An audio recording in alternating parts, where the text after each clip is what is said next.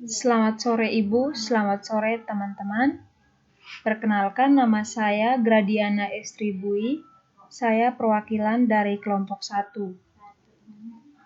Sebelum saya memaparkan materi mengenai pengembangan buku teks, terlebih dahulu saya akan memperkenalkan nama-nama anggota kelompok. Yang pertama, Gradiana Estribui. Yang kedua, Noviana Etisiran. Yang ketiga, Sriani Nabu. Yang keempat, Brigita Apriana Mau.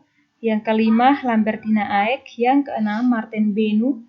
Yang ketujuh, Emmanuel Alexandri Laun. Yang kedelapan, Dewi Yunita Manek. Yang kesembilan, Apriani Seu. Langsung saja kita masuk pada materi, yaitu pengembangan buku teks. Yang pertama, kita masuk pada pengertian pengembangan buku teks. Pengembangan buku teks itu merupakan salah satu kegiatan menyusun suatu buku teks, suplemen atau teks pendamping untuk mendukung buku teks wajib yang digunakan dalam proses pembelajaran. Nah, untuk pengembangan buku teks itu biasanya dilakukan oleh guru-guru, para peneliti maupun pihak-pihak swasta. Yang kedua adalah pengembangan buku teks. Nah, pengembangan buku teks ini sangat perlu dilakukan, atau buku teks sangat penting untuk dikembangkan. Karena berdasarkan hasil observasi awal, sumber belajar yang digunakan dalam proses belajar mengajar terpaku pada buku teks wajib. Nah, hal ini disebabkan karena ketersediaan buku pembelajaran yang terbatas.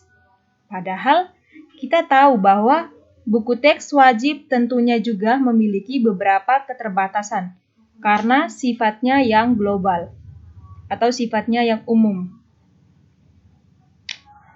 sehingga tidak mewakili masalah yang nyata bagi peserta didik yang menggunakan buku teks tersebut. Yang ketiga, kita masuk pada manfaat pengembangan buku teks.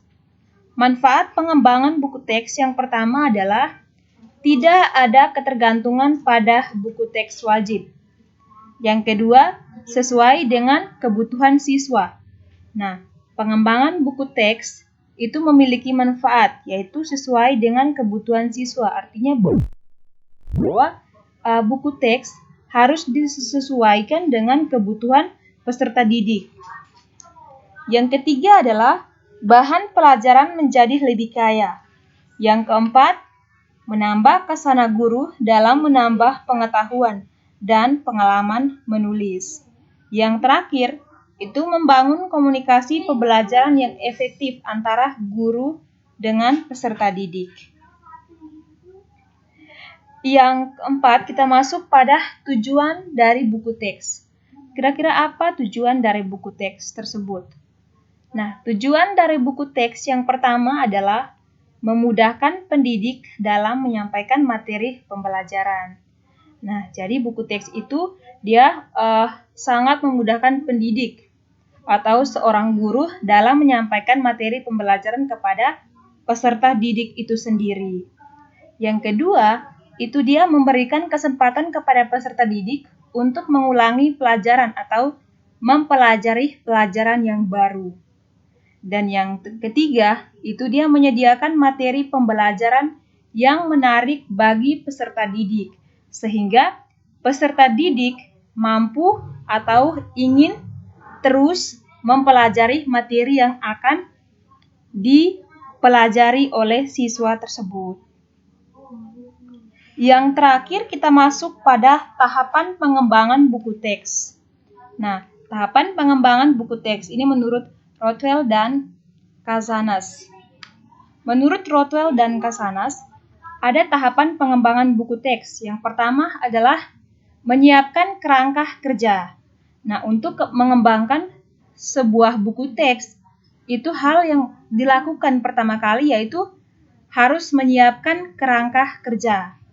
Yang kedua adalah melakukan pengamatan. Nah, setelah kita menyiapkan kerangka kerja, yang kedua harus melakukan pengamatan. Dan yang ketiga adalah pemeriksaan bahan ajar yang ada. Yang keempat, mengatur atau memodifikasi bahan. Yang kelima, mempersiapkan dan membuat bahan ajar. Dan yang terakhir adalah memilih atau mempersiapkan aktivitas belajar. Nah, inilah materi dari kelompok kami yang dipresentasikan.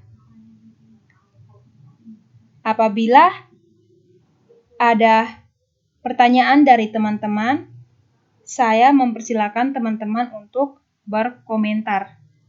Atau mungkin ada kritik, masukan dari Ibu, saya mempersilakan.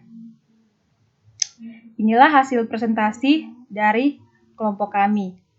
Atas perhatian, saya ucapkan terima kasih.